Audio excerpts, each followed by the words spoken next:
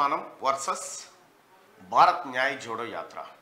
So ఇక్కడ మనం ఒక కీలకమైన పాయింట్ను చూడొచ్చు.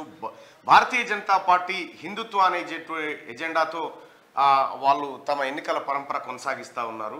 సేమ్ టైం దానికి కులగణన ఒక్కటే, ఈ దేశంలో కులాలను లెక్కించడం ఒక్కటే దానికి ప్రత్యామ్నాయం అనేటువంటి అంశంతో కాంగ్రెస్ పార్టీ ఉన్నట్టుగా కనిపిస్తూ ఉంది.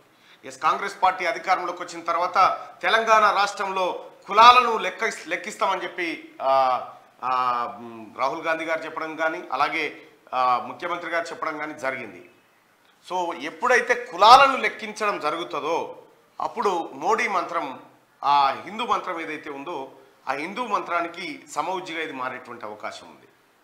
సో దానికి రకరకాల ఈక్వేషన్స్ లెక్కలు ఉన్నాయి. ఇవి రెండు భవిష్యత్తులో ఎన్డీఏ కూటమి ఇండియా కూటమి కాదు, వీళ్ళ ఎజెండా వాళ్ళ ఎజెండా, ఇది ఎన్నికల ఎజెండా కాబోతా ఉంది. ఎవరు బలంగా పోరాటం చేస్తారనేది అక్కడ తెలవాల్సినటువంటి